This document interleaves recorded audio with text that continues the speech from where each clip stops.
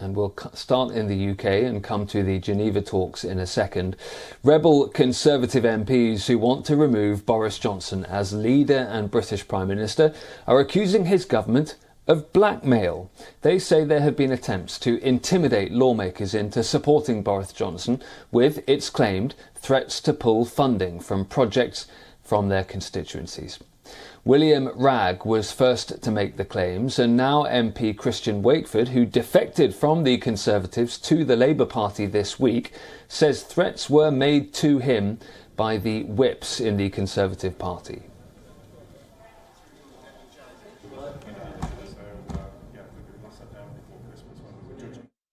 I was threatened that I would not get the score for Radcliffe if I didn't vote one particular way. This is a town that's not had a high score for the best part of 10 years. And how do you feel when holding back a regeneration of a town for a vote? It didn't sit comfortably, and that was really that kind of starting to question my place where I was and ultimately to where I am now. Boris Johnson is denying the claims.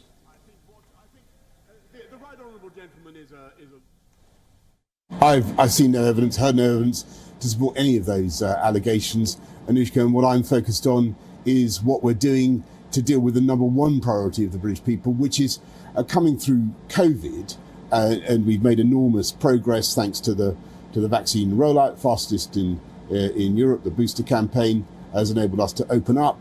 We're moving back to status quo ante, back to Plan A, opening up our economy. We've got the most open economy in society in Europe. The opposition parties say this is all more evidence that Boris Johnson should quit. In Australia, the UK's Foreign Secretary Liz Truss, who is tipped as a potential frontrunner to replace the Prime Minister, offered him her support. We are very close allies.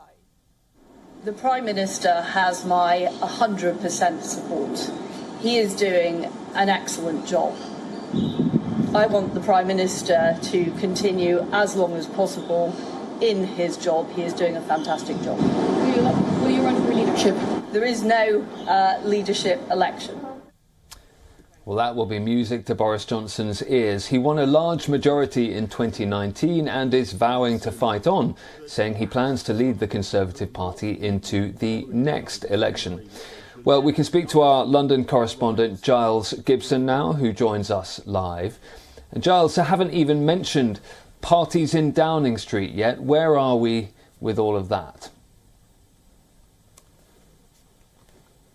Well, Ollie, Sue Gray, who is the senior civil servant who is conducting this investigation into allegations of multiple parties and social gatherings held at number 10 Downing Street over the course of coronavirus, over the course of the coronavirus pandemic, and crucially during periods when the country was in lockdown, she could report or file her report in the coming days, perhaps as soon as Monday. And we know, of course, that some Conservative MPs have already sent in their letters to the chair of the 1922 committee, Graham Brady, indicating that they want to see a no-confidence vote in UK Prime Minister Boris Johnson.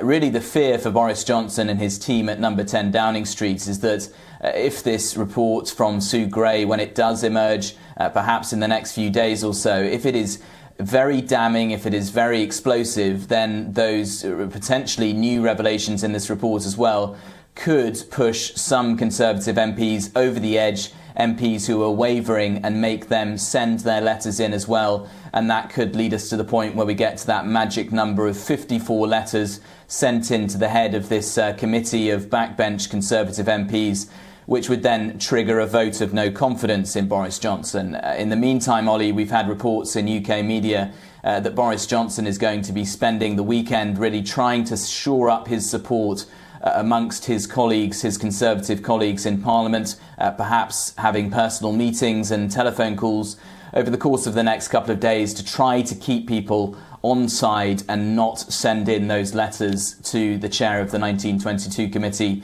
which would trigger that vote of no confidence.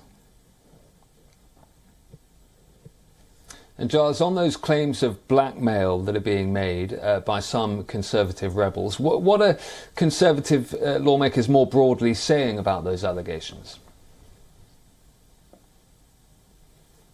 Well, Kwasi Kwarteng, who is the business secretary, has been sent out over the course of the morning to do the rounds on UK television and radio channels. He has said that there should be an investigation into these claims of intimidation and perhaps even blackmail of Conservative MPs.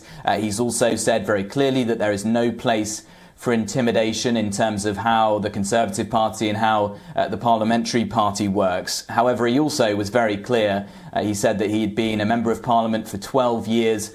He'd said he'd never ever seen this kind of behaviour before personally, and he was really casting doubt over whether these claims would actually be accurate.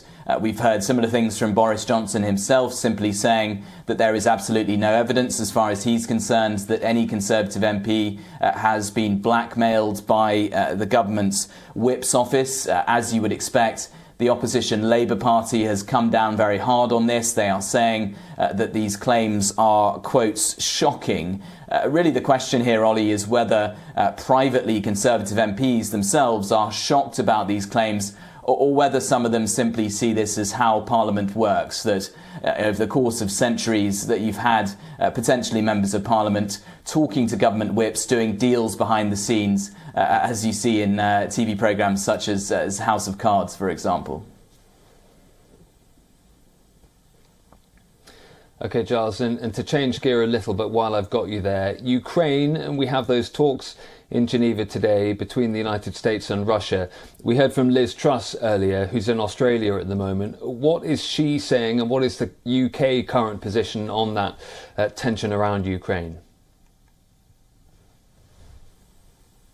Well, we've seen some very tough rhetoric once again from the British Foreign Secretary Liz Truss during this speech that she gave in Australia. She said that Russia is trying to recreate the Soviet Union with this sort of behaviour on its frontiers with Ukraine. She also warned Russian President Vladimir Putin that it is now time for him to step back.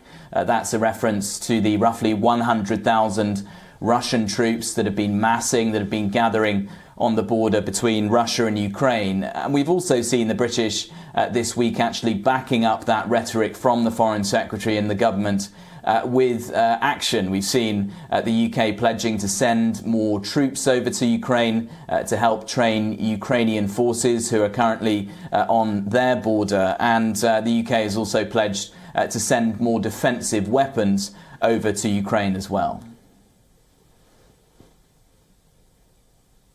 OK, thank you very much, Giles. Giles Gibson reporting from London. And as we were saying, there are those crucial talks happening in Geneva today in Switzerland, the focus of much of the world's attention.